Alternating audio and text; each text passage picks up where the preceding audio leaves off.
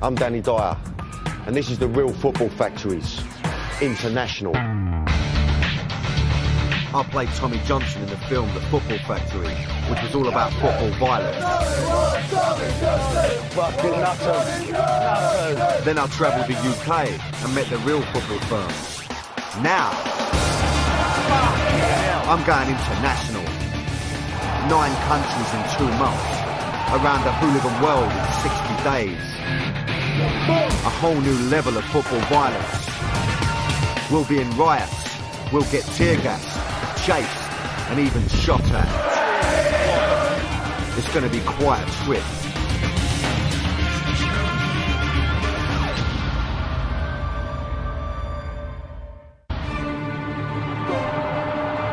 Argentina is famous for its football.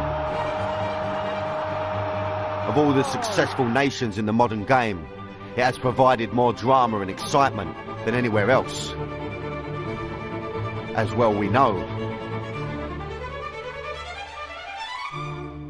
But Argentina is not only famous for its passion on the pitch. The terraces of South America's second largest country contain arguably the most passionate and violent football hooligans in the world. Don't cry for me, Argentina. The truth is I never feel. I'll do my work. The problem of football violence in Argentina is getting worse and worse and worse. I kept my promise. Don't keep your distance. This week I'm going to be 7,000 miles away from London, in Argentina, and the capital city of Buenos Aires. I'm going to one of the biggest derbies in South America. Independiente versus Racing Club.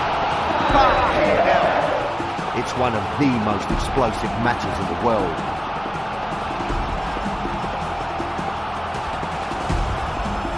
Argentina has one of football's worst hooligan problems. It's a secretive and closed world. But despite this, I'm going to get an audience with one of the most notorious football hooligans and leader of the biggest firm in the world.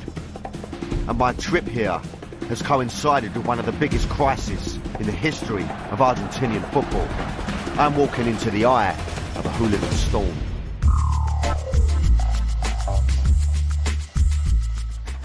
Coming to Argentina had taken me as far off my manor as I'd ever been in my life, and the 18-hour journey had taken it out of me. On my travels, I'd been to quite a few countries in a short space of time, so Christ knows what time zone I was in. But one thing I did know was that Buenos Aires was a dangerous place and trouble could be lurking around any corner. Better jog on, might turn nasty. Today it's a bustling city of nearly 13 million people and a popular destination with tourists and travellers. And it's a city that was built by visitors. In the mid to late 19th century, immigrants from Europe began populating Buenos Aires, and with them, they brought football. Mi Buenos Aires querido. The game has early origins in Argentina. The Football League was established just 4 years after the English one, and before any in mainland Europe. The popularity of the game spread quickly, and football became part of the DNA of Argentina. In this country, to belong to a team, it's so important. And perhaps you don't have anything. You only have this to belong. Understand? And when football is all you have, it becomes a religion. It's difficult for a person that doesn't live here in Buenos Aires or in Argentina to understand the craziness that people get with football. But that passion all too easily goes too far. Argentina has a brutal history of football violence. Over 200 people have been killed since the first incident way back in 1939, when 2 supporters were shot at a match. But organised hooligans did not come onto the scene until the 70s. They became known as the Barra Brothers, which translates as brave gangs. The gang mentality in Argentina is very, very strong, especially since the clubs are seen as defenders of their neighbourhood. And nowhere is the gang mentality stronger than in Buenos Aires. I'm in the city that has more football teams than anywhere else in the world. It's a football-mad melting pot. And with the largest amount of football teams, you have the highest number of firms, football firms, that I've come here to meet.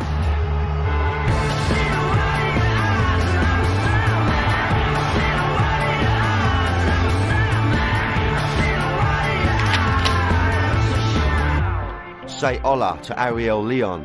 He used to be a Barra Brava back in the 80s and 90s. His team was Vélez Sarsfield, and he was part of the firm for 10 years. Cuando creces ahí adentro, perdés ciertos miedos, capaz que tiene la gente normal, que es a pelearse, a estar en ese ambiente que generalmente a cualquier persona le daría miedo. Generalmente la violencia es toda física y generalmente en las barras siempre hay un grupo determinado que es el que va armado. Pero ya cuando generalmente los enfrentamientos armados son cuando es algo planeado ya. In England during the 70s and 80s, motorway service stations provided the opportunity for rival firms to meet and fight. Here in Buenos Aires today, it's at the toll booths on the roads that surround the city. Every weekend in Buenos Aires, hundreds of buses filled with Barras Bravas crisscross the city to get to games. So when they meet at these toll booths, it's a chance for them to attack each other. Ariel knows about these battles because he was involved in one, and it spelt the end of his days as a Barra Brava. 40, 50 personas de River que seguramente serían de la barra.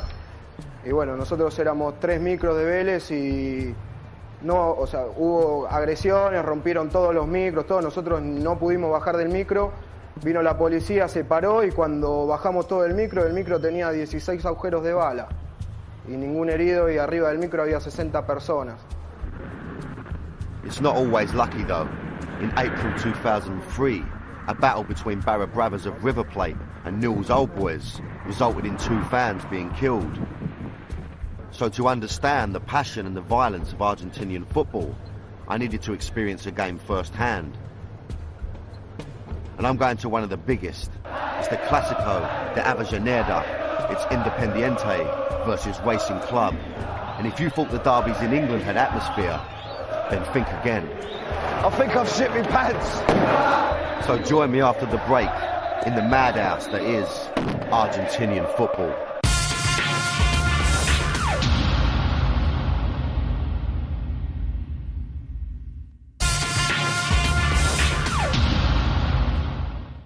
Welcome back to International Football Factories. This week I'm in Argentina, and being an Englishman, believe you me, I've got to keep me nut down.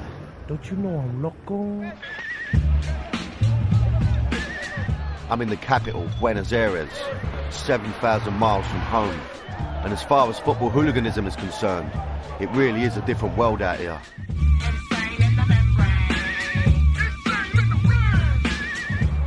Argentina is a country with a history of violence. In 1943, a military coup ousted the constitutional government. It was the start of 40 years of military rule, coup and counter-coup, violence and bloodshed. During the second half of the 20th century, military leaders used extreme measures against those seen to oppose the dictatorship. In the late 70s and early 80s, human rights groups estimate that over 30,000 people were disappeared. It's believed that they were arrested and secretly executed without trial. Violence is endemic in Argentinian society. It's part of life here. And with football being one of the nation's greatest passions, the two elements became entwined to produce a culture of football violence. In the weeks leading up to my arrival, Argentinian hooligans from various clubs had been dominating the headlines. Racing Club banned Boca Juniors Barras Bravas from a match. But when a judge overturned that ban, the game was called off because they said they couldn't provide the necessary security. Then there's Gimnasia's firm, who threatened the team with death if they won.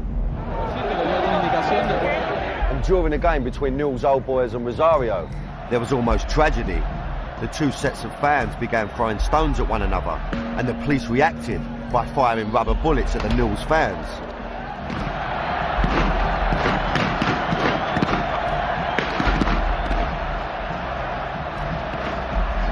Just your average month for the Barras Bravas of Argentinian football. And the game I'm going to is one of the most volatile fixtures in the country. Now, what's the Spanish for bulletproof vest? It's one of the biggest derbies in Buenos Aires, and it takes place in the district of Avellaneda. The two clubs, Independiente and Racing Club, are just 300 metres apart. It's Sunday afternoon, and I'm going to the game, and it's a fixture that's seen trouble galore. In 2001, more than 100 people were injured after Racing's firm, the Racing Stones, attacked Independiente during the game. And later that same year, a Racing fan was killed after being stabbed 17 times. Independiente Stadium, the Estadio Libertadores de America, is a far cry from the modern arenas we're used to seeing at home. It was a proper old school ground with a rough and ready field. It felt a bit like going back in time. I arrived in the scorching hot midday sun to meet up with the head of their firm. This is Pablo Alvarez, or Bobote, which means big baby. He's the leader of the Independiente Barras Bravas, the Red Devils. I was meeting him inside the ground 4 hours before kickoff. Now this was very strange, meeting the top boy of the firm inside the ground. And the surrealness didn't stop there. The first thing he did was make me help carry a load of bin bags. Quite often here. What's happening here? Jesus Christ. What on earth could be in them? I think it's a bag full of machetes. In fact, it was quite the opposite.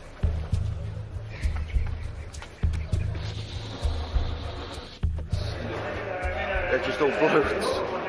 They were balloons with a no to violence message on them, which the firm were going to be blowing up.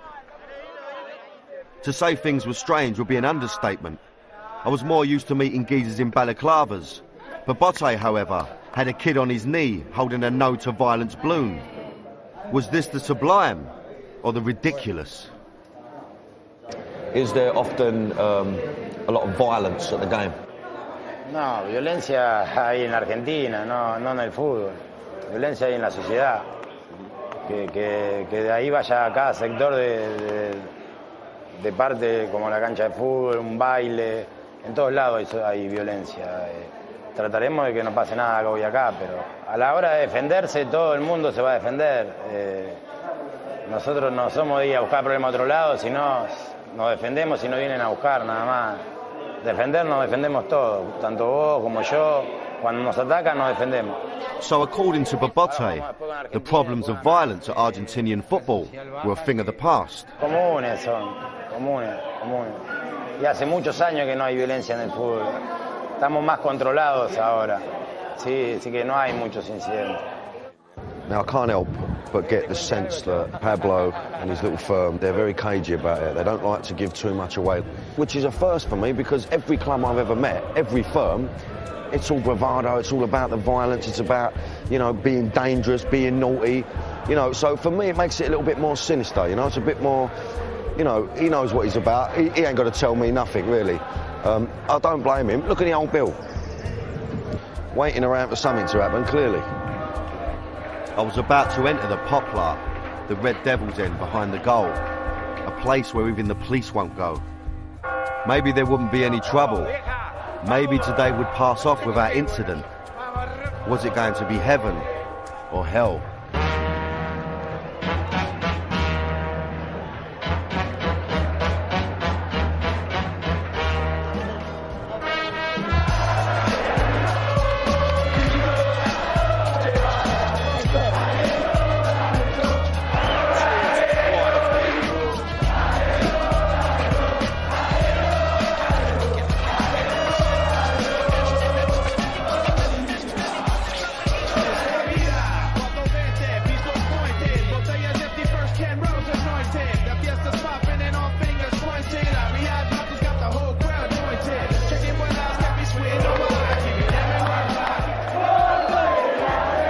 Maddest end I'd ever been in. I wasn't sure whether I was in a football ground or in a nut house. This is mad, crazy. 40,000 fans were crammed into the stadium. Probably the noisiest I've ever heard. There's no booze here. You don't need it. It's a party atmosphere without the booze, man. In fact, it was more like a rave. I was pumped, full of adrenaline. It was quite unlike anything I'd experienced. A mixture of excitement and trepidation. There's me man, Pablo.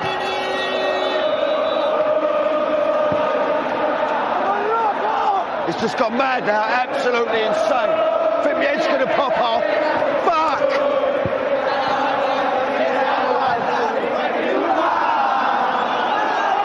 It felt lawless, like anything could happen. Fucking hell. I was glad that I was wrapped round Bobote, because in here, he is the law. Over at the other end of the ground, the racing end looked to be equally mental.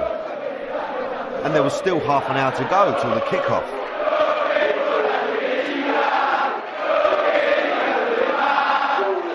It was so noisy, I didn't even realise the game had started. But 7 minutes in, the volume was about to be raised.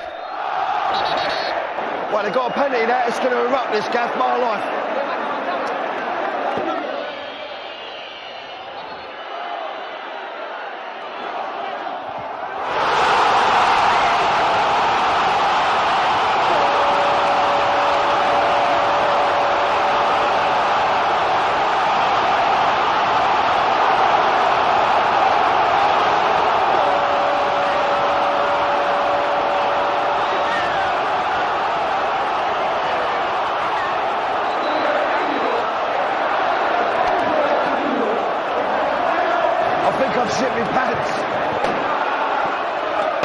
The next minute or two was all a bit of a blur.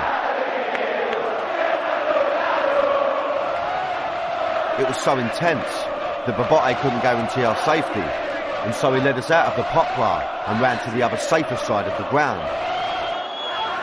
I finally had a chance to get my breath back.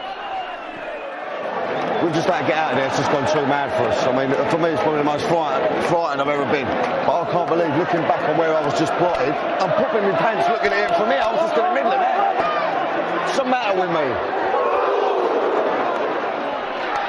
I was beginning to understand the passion and volatility of Argentinian football. Tell you what, they ain't shy of a tackle out there. There ain't no one pulling out of a tackle, I'm telling you. They're absolutely kicking each other to bits. You know, feeds onto the players, you know, the support. There's no two ways about it. At half-time, the racing firm decided to provide their own entertainment. They're all surging backwards and forwards, running about. I ain't got a clue what's going on. It's absolute chaos over there. They've got good voice, man. They're a proper firm and all, definitely. I'm glad I ain't in the middle of it.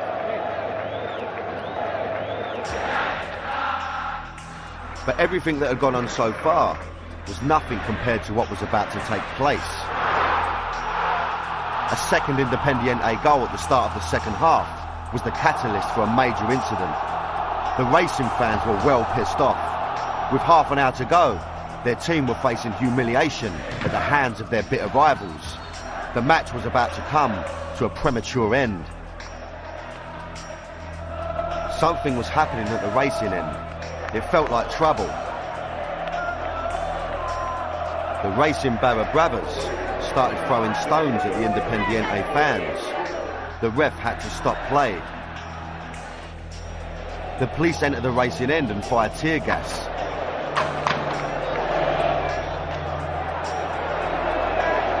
There's a standoff, and then the violence snowballs. Racing have just absolutely kicked off with the old bill. Tear gas, smoke bombs, absolute chaos over there. El jefe del operativo que ahí se acerca está preocupado. Vamos a ver qué es lo que él resuelve. Sigue jugando unos minutitos más para ver si dejaban de tratar de suspender el partido, que me parece que es el fin que ellos quieren lograr. After 10 minutes, the escalating violence means the ref has no choice but to abandon the match. So they've had to suspend it. The game's off. Players are gone, old Bill on the pitch. You know, I've never witnessed that before. Game's off. It's a shame, I was enjoying it a lot. I've probably been to more than 100 games in England and seen no trouble. But the first one I go to in Argentina gets called off because of a riot. You know, just the old Bill ain't got no control over it whatsoever. It's still kicking off now. It's murders over there. The thinking behind the actions of the racing firm is a twisted sense of loyalty and support for their team. Racing people, they think, okay, before they make a lot of goals, we suspend the match, okay? We finish the match, because here in Argentina, supporters think that they can play.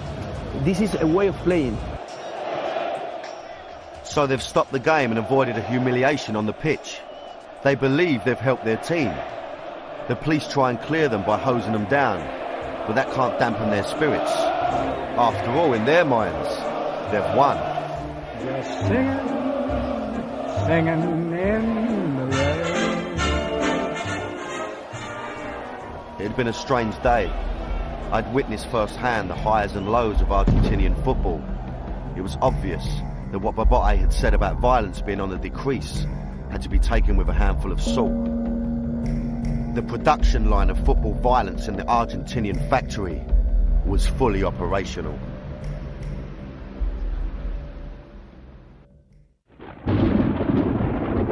The next morning, I discovered that the violence we'd seen at the match had sparked a major storm. This basically says the war against violence has started. As of today, the Argentinian FA have had enough. And it stems from the Independiente racing game that we was at. For the last 4 games of the season, away fans would be banned from travelling to games, and any teams whose fans caused trouble would have points deducted. It's mad that we've come right into the eye of the storm at this point. This is big news. I mean, this is all through the paper. It's like, it's massive, you know? Everywhere I turned, the story was all over the media.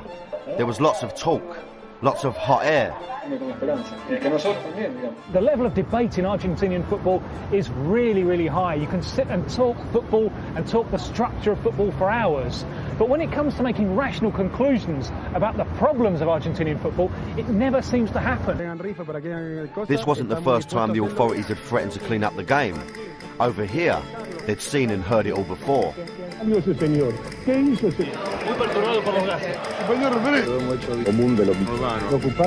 No one wants to take responsibility for the problem. It's all someone else's responsibility. The directors will say this is the responsibility of the authorities. The authorities will say this is the responsibility of the directors. The players will say this has nothing to do with us. Who does it have something to do with? It seems that everyone's talking, but nobody's saying anything, including the hooligans. Everyone had gone silent, and I thought nobody was going to tell me what's going on. But coming up next, I'll get to hear from a firm who break the silence.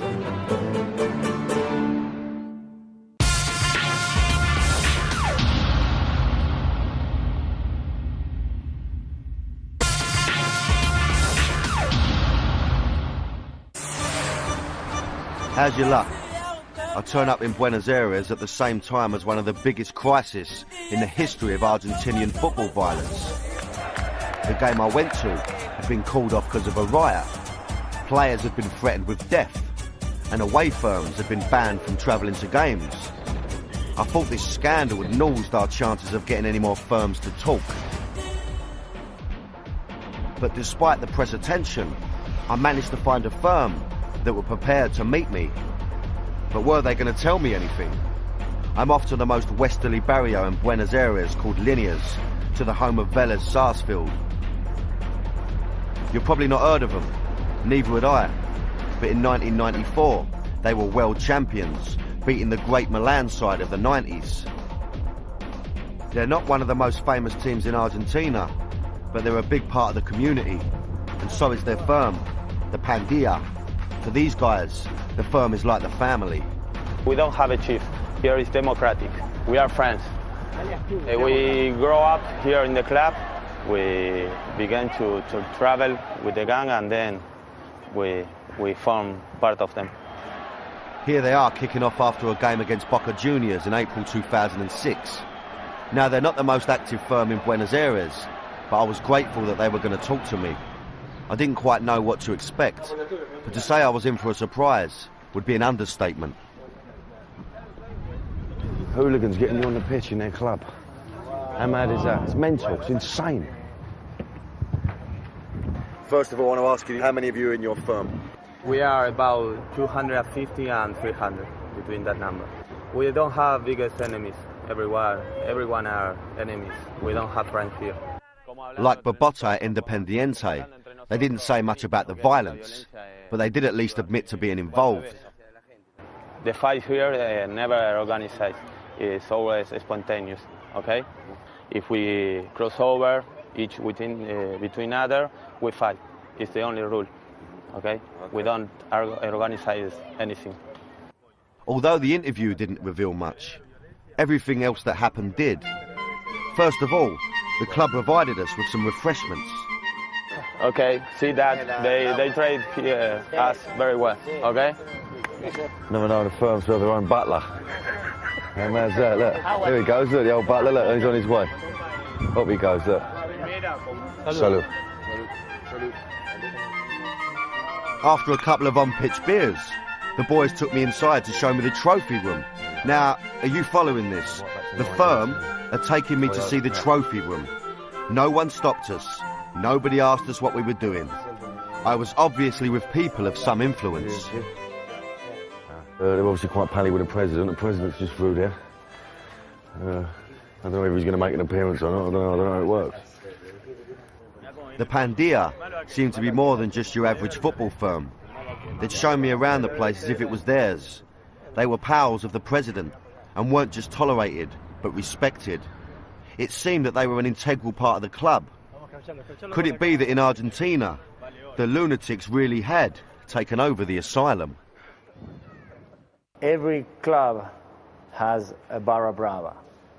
There's no team without barra brava. You can have no goalie, you can have no defender, you can have no forward, but you should have to have a barra brava. So what about Bobote, the head of the Independiente Barra Bravas? Well, I found out that he too appeared to have friends in high places. Now, Bobote, the leader of the Independiente mob who took us to the game, was actually banned from going. Now, it's been alleged by no less than the governor of Buenos Aires that the president of the club let him get in early. He's also accused Bobote of selling 600 illegal tickets for the game. You know? It's all very, very strange. The Barras Bravas is a job. When people choose to become a Barra Brava, it's not just a job, it's a way of life. It's a way of life. Professional hooligans. How on earth does that work? Well, it's all about the structure of the football clubs. Unlike in England, where they're run as companies, in Argentina, they're run as associations. So fans can become members of the club and get to vote for the president. In England, they were always companies. In Argentina, it's more the model of associations, where the members vote for the president. So that being the president is an elected position. So if you want to be the president, you need the votes from the terraces. Whoever controls the terraces, therefore controls a lot of votes, and the Barra Bravas control the terraces.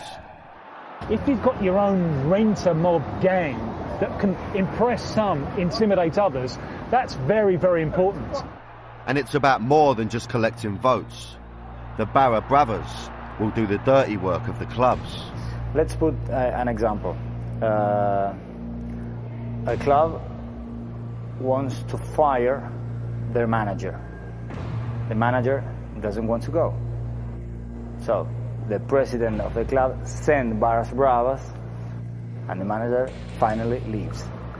In England, the hooligans grew up outside the orbit of the clubs. In Argentina, the clubs have created the gangs of hooligans. So that's how I think Argentine football created a monster. These gangs have historically been subsidized by the club. They get money from players from trainers, from president of the club. They get free tickets, they get their travel expenses covered. Siendo barra brava tenés acceso a abogados, tenés acceso a contactos con la policía. Si caes preso, el club te pone la seguridad como para sacarte, te escolta la policía. O sea, es un trabajo violento protegido. So the Barra Brothers are allegedly into major criminal activity, not just fighting one another, but extortion, match fixing and widespread corruption. And everyone seems to know that it's going on. So why has nothing ever been done? We decided to approach the police and see what they had to say, and their silence spoke volumes. Now, we've had a few knockbacks from the police before about giving interviews, you know, usually because, you know, they don't want to be part of our show, they feel that we're glamorising hooligans, all this sort of stuff. In Buenos Aires, it's a different story. The reason the police won't go on camera is because the situation with the Barras Brothers is so volatile at the moment that they're frightened of repercussions. You know, they're meant to be law and order. You know, I think for me, it just rams home how naughty these Barras Brothers. They're a proper outfit, you know? They are like little mafias, you know? It's very similar to the Italian mafias. The influence of the Barra Brothers can be seen at the very pinnacle of the game here.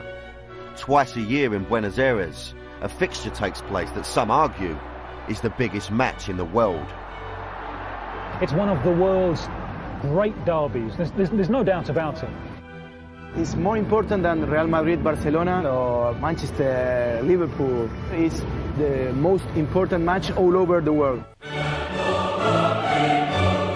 Yep, it's even bigger than West Ham Millwall. River Plate versus Boca Juniors is the meeting of the two most successful teams in Argentina and the two biggest firms. The television coverage of a Boca River game shows just how much the Barra Brothers are part of the fabric of football. Así va llegando parte de la hinchada de Boca aquí a la cancha de River Plate. This isn't the teams turning up at the ground, it's one of the firms. Incredibly, their arrival is covered live on television and is even commentated on. Ahí están, los más caracterizados de River, los llamados borrachos del tablón. Now, I might be wrong, but I don't recall the ICF ever being featured on Match of the Day. No, pero mira lo que es eso, mira.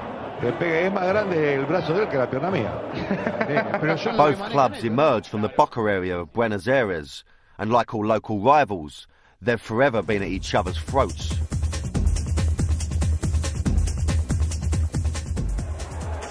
River's firm are called Los Borrachos de Tablón, or the Drunks of the Terraces, and they came onto the scene in the 70s. They're so powerful, they have a place reserved bang in the middle of the terrace. Little tip for you, don't stand there. After a lot of negotiations, I finally got to meet up with one of their firm, Kevin. He didn't want to show his face, so maybe he was going to be more open about the Barras Brothers' role in the violence in Argentina. Ahora, preparados para pelear,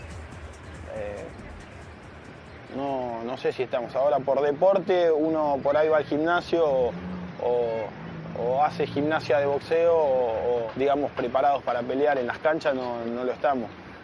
But despite being anonymous, Kevin ended up telling us nothing, because the facts are that River has lots of form. Before a Libertadores Cup game in 2005, they attacked the coach of the opposition. There was fighting on the streets around the stadium, armed police and gunfire. No hay muchas confrontaciones. Obviously not. In the last 10 years, we only came across 50 reported incidents involving River. And at the start of the 2007 season, their stadium was closed because of violence caused by their fans. Now, I can't speak a lot of Spanish, but I'm no mug in any language. It was obvious that amongst the Barra Brothers, there was some kind of code of silence. River's rivals, Boca Juniors, can be found in the heartland of the incredibly colourful Boca area of the city. The stadium is known as the Bombonera, or the Chocolate Box. Outside the ground, and many images of Boca Juniors' favourite son, the man who for me was the greatest footballer ever.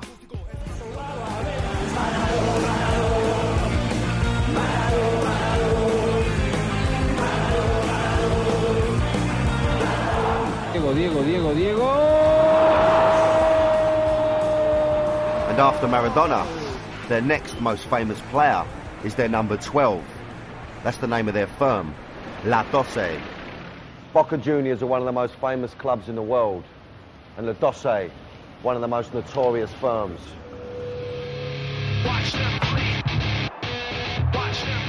La 12 have been involved in more than 100 incidents of football violence down the years.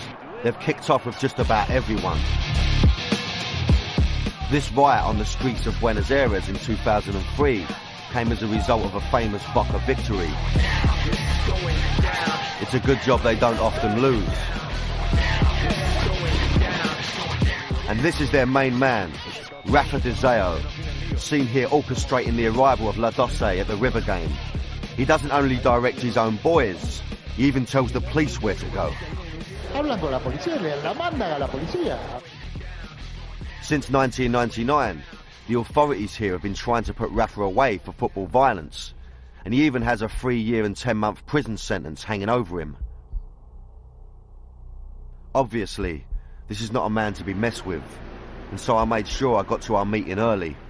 It's not every day you get an audience with the leader of what is commonly recognised as the biggest firm in the world.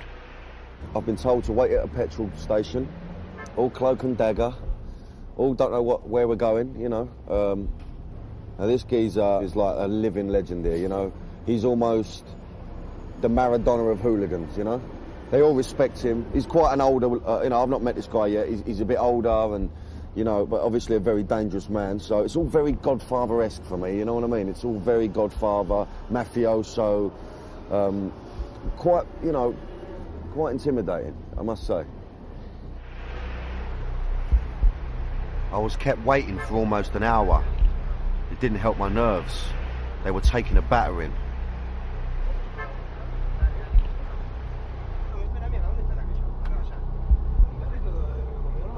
Eventually I was met by Rafa's people. One of his lieutenants, a man known as the Ninja, was driving us to another venue. I thought it might be a new flyover and that I was going to be part of it. But thankfully, I was taken to a pizzeria.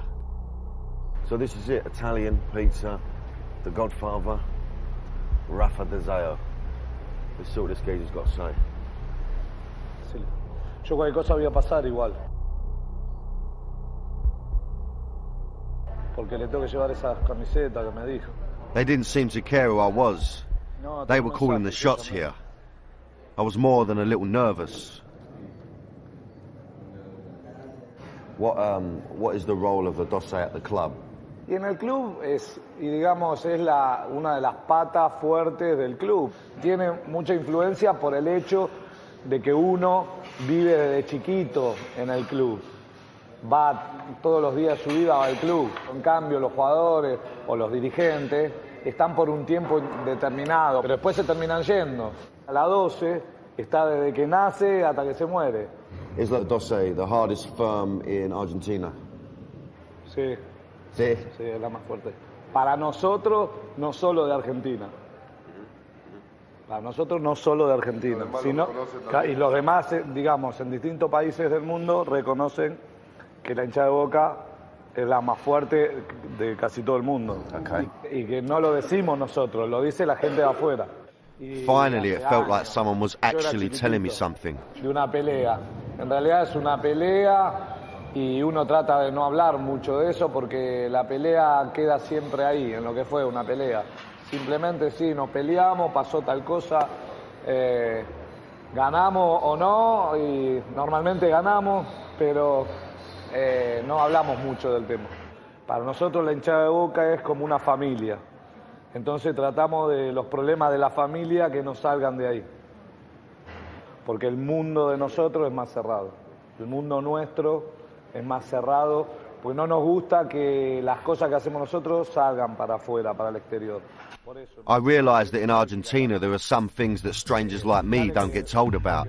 Certain things stay within the family.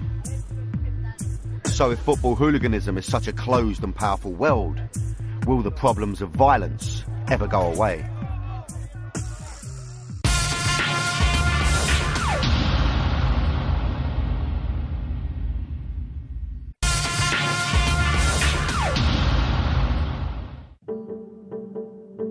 In a very short time in Argentina, I'd learnt that football hooliganism here was unlike anywhere else in the world. It's as much a part of the game here as penalties and pyres. So if it is so deep within the fabric of football, will the problems of violence ever leave the game? One suggestion is to look at the country which managed to cure what was always known as the English disease. Many people are currently holding up the English example as the road for Argentina to follow. And the English state, when it went for the problem of football hooliganism, it did it seriously. I think that the Argentinian government has to have the same willing that the government of the United Kingdom had 20 years ago to solve the problem. So that means all-seater stadiums, banning orders and strict punishment for convicted hooligans. In England, football was sanitised. And if the same road is to be followed in Argentina, what will happen to the passion that is so much part of the game here? It would be sad if such a thing had to happen in Argentina, because you would lose so much of the terrorist culture, which is a wonder to behold. And I know that, because in the first half of the Independiente game, I had an amazing experience. But the second half could have ended in tragedy, and tragedy is no stranger to Argentinian football. It's a life or death question. But you have to make a choice. If we have to eliminate the passion just to eliminate the atrocities, well, I can buy. For me, it's very important that the football will not bring any more death in Argentina.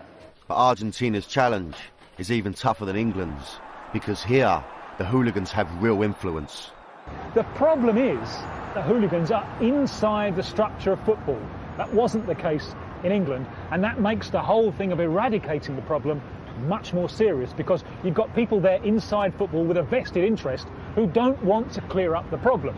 La violencia es algo muy frecuente hoy en día en la Argentina, siempre lo fue y hoy lo sigue siendo. Lo que pasa que hoy parece que tiene más poder la hinchada o toda la gente que los controles que pueden llegar a haber.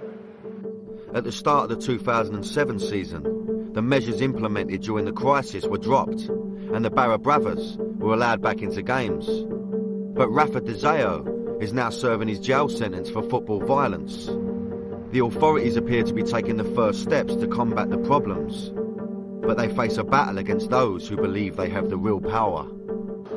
Yo estoy en el club desde los 7 años. Y de los 7 años a hoy pasaron un montón de jugadores, un montón de dirigentes y nosotros seguimos estando. Por eso tiene o sea, la fuerza que tiene la hinchada dentro del club.